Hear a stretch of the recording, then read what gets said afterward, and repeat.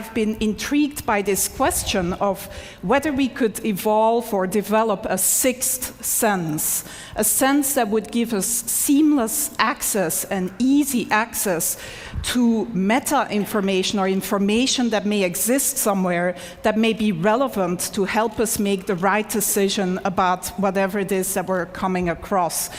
And some of you may argue, well, don't today's cell phones do that already? But I would say no. When you meet someone here at TED, and this is the top networking place, of course, of the year, you don't shake somebody's hand and then say, can you hold on for a moment while I take out my phone and Google you? Or when you go to the supermarket and you're standing there in that huge aisle of different types of toilet papers, you don't take out your cell phone and open a browser and go to a website to try to decide which of these different toilet papers is the most ecologically responsible purchase to make. So we don't really have easy access to all this relevant information that can just help us make optimal decisions about what to do next and what actions to take. And so my research group at the Media Lab has been developing a series of inventions to give us access to this information in a sort of easy way without requiring that the user changes any of their behavior. And I'm here to unveil our latest effort and most successful effort so far, which is still very much a work in process. I'm actually wearing the device right now, and we've sort of cobbled it together with components that are off the shelf, and that, by the way, only cost $350 at this point in time. I'm wearing a camera, just a simple webcam, a portable battery-powered projection system with a little mirror. These components communicate to my cell phone in my pocket, which acts as the communication and computation device. And in the video here, we see my student Pranav Mistry, who's really the genius who's been implementing and designing this whole system.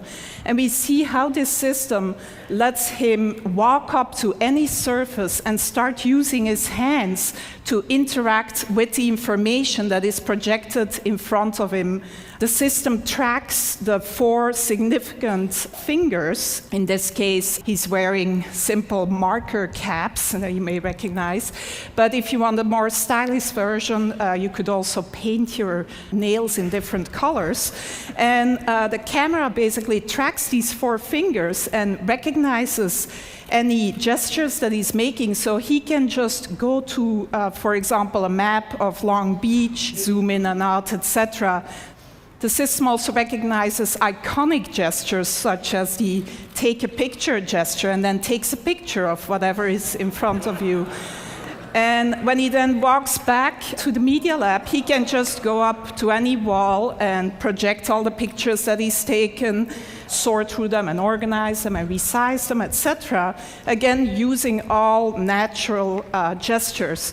So some of you most likely were here 2 years ago and saw the demo by Jeff Hahn, or some of you may think, well, doesn't this look like the Microsoft Surface table? And yes, you also interact using natural gestures, both hands, etc. But the difference here is that you can use any surface. You can walk up to any surface, including your hand, if nothing else is available, and interact with this projected data. The device is completely portable and can be...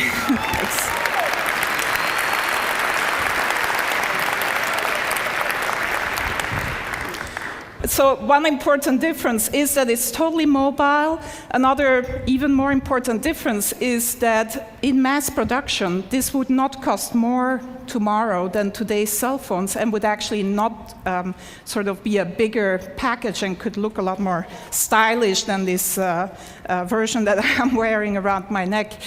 But other than letting some of you live out your fantasy of looking as cool as Tom Cruise in Minority Report, the reason why we're really excited about this device is that it really can act as one of these sixth sense devices that gives you relevant information about whatever is in front of you. So we see Pranav here going into the supermarket, and he's shopping for some paper towels. And as he picks up a product, the system can recognize the product that he's picking up using either image recognition or marker technology and give him the green light or an orange light. He can ask for additional information.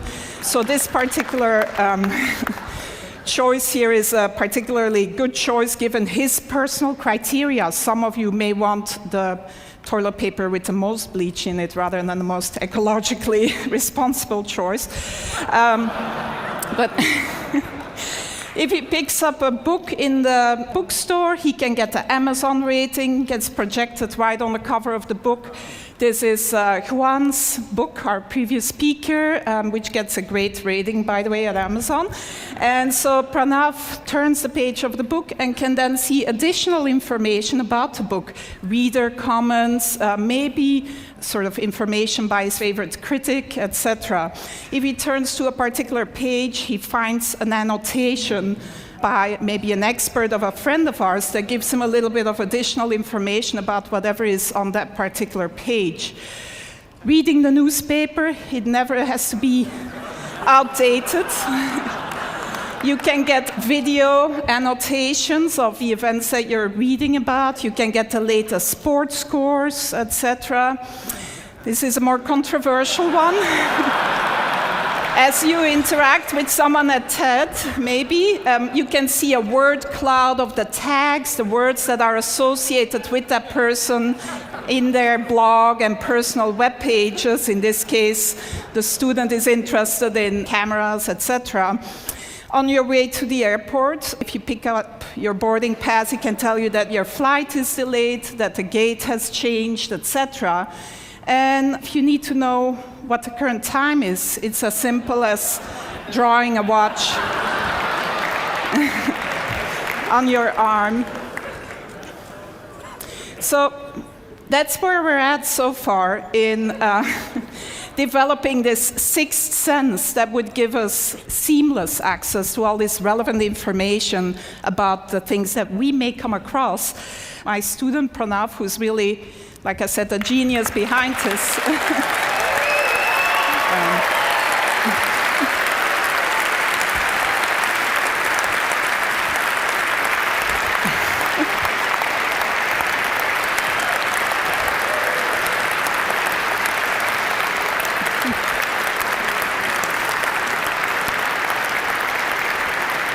He does deserve a lot of applause because I don't think he's slept much in the last 3 months, actually. And his girlfriend is probably not very happy about him either. But it's not perfect yet. It's very much a work in progress. And who knows, maybe in another 10 years, we'll be here with the ultimate sixth sense brain implant. Thank you.